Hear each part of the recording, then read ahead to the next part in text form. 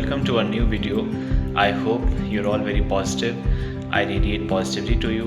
आपके लाइफ में बहुत कुछ अच्छा हो रहा है and I hope that you are finding something meaningful. आज का टॉपिक है जंक फूड को लेके and basically I wanted to suggest जो मैंने go through किया है इस चीज़ पर कि हमें जंक फूड कम करना चाहिए. मैं सुनता बहुत था कि हमें जंक फूड नहीं खाना चाहिए बट मुझे ऐसा पर्सनली लगता है कि वी आर ऑल ह्यूमंस. हम कंज्यूम करते हैं, हमें कोई चीज़ अच्छी लगती है तो हमें कंज्यूम करते हैं. माई मेन थिंग जो मैंने सीखी है which really help me a lot is consuming less of it. मतलब कि पहले जैसे कि बहुत फ्रीक्वेंट हो रहा था तो उसको कम करते जाना और कम करते जाना. Day by day progress, little progress, even a smallest of progress matters. तो कुछ डेज डिफाइन कर लेना, जैसे Friday will be a sweet day, Saturday will be a cheat meal and basically to think creatively about cravings and अपने body को समझ लेना कि हाँ, अगर मैं ज़्यादा स्पाइसी खा लूँगा तो फिर मुझे मीठे की क्रेविंग होगी, तो या मैं मीठा ज़्यादा खा लूँगा तो मुझे फिर खट्टा खाना होगा, सेवरी खाना होगा. तो अपने पैलेट को, अपने बॉडी को समझ लेना, उस हिसाब से ऐड करना. एंड अगर आप जंक खा रहे हैं तो उसे समझना कि जंक फूड है क्या मैं इसे घर पे बना सकता हूँ, क्या मैं इसे लेस जंक कह सकता हूँ. तो the small progress, the little progress से फिर धीरे धीरे जंक मेरी लाइफ से बहुत कम हो गया कंपैरेटिवली जितना पहले होता था.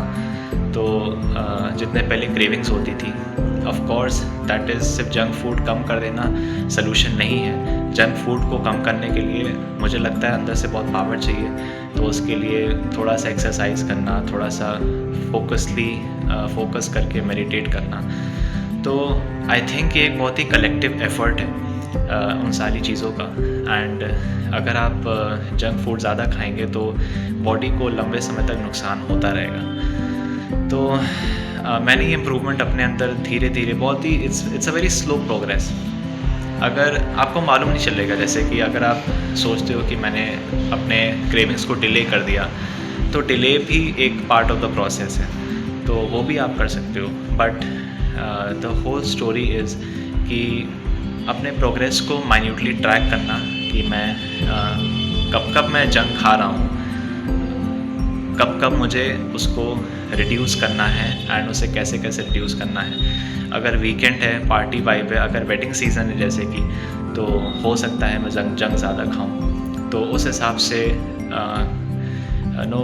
अपने से अपनी डाइट को मैनेज करना, थोड़ा कम खाना.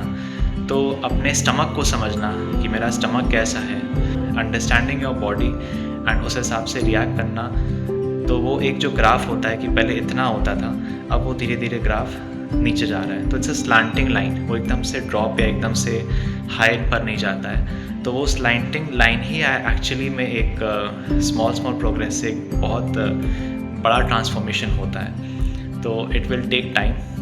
जब मैंने शुरू किया था, मतलब जंक कम करना, तो पहले शुगर से शुरू करा था. तो शुगर मैं जैसे बहुत कंज्यूम करता था, तो शुगर मैंने पहले अप्रोप्रिएट डालता था, फिर थोड़ा कम किया, फिर लिटिल टू नो किया, फिर उसे किसी और चीज़ से रिप्लेस कर दिया.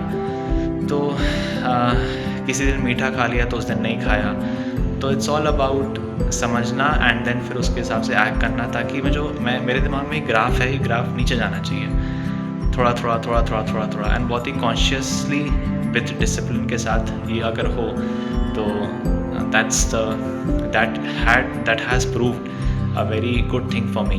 So just want to share कि if you are consuming too much of any food and you want to reduce it and you want to seriously reduce it, तो वो ग्राफ अपने दिमाग में रख के उसको थोड़ा कम करना, क्योंकि एक दिन में ही बाजी नहीं पलट सकती पूरी. तो आपको थोड़ा कॉन्शियसली उसमें एफर्ट डालते जाएंगे तो small changes leads to a big change. तो अभी ये सीन है कि अब मेरा जो जंक का कंजम्पशन है वो लेट्स से अबाउट 2 to 3% रह गया है. कंपैरिजन में जब मैं आज से आई थिंक 7-8 मंथ्स पहले देखूं तो उस टाइम पे मैं जंक ऑलमोस्ट एवरी 2 days होता था. तो एंड वो एक वो भी होता है कि खाने का मन करता है, तो वो भी होता था, बट मैंने उसको होम कुकिंग से रिप्लेस कर दिया। एंड घर पे बनाया हुआ उसमें थोड़ा सा, अगर मान लीजिए कुछ मैदे वाली चीज़ भी बन रही है, तो धीरे धीरे I started putting some veggies in it.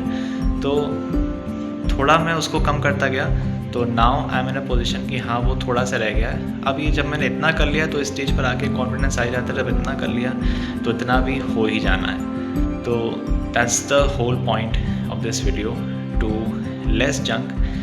It's life, कभी कभी मन करता ही है खाने का, तो हमें एकदम से चेंजेस नहीं करने चाहिए, थोड़ा थोड़ा करेंगे, कॉन्शियसली करेंगे, लेकिन वो दिमाग में हमेशा रहना चाहिए कि मुझे यहाँ तक पहुँचना है कैसे भी करके।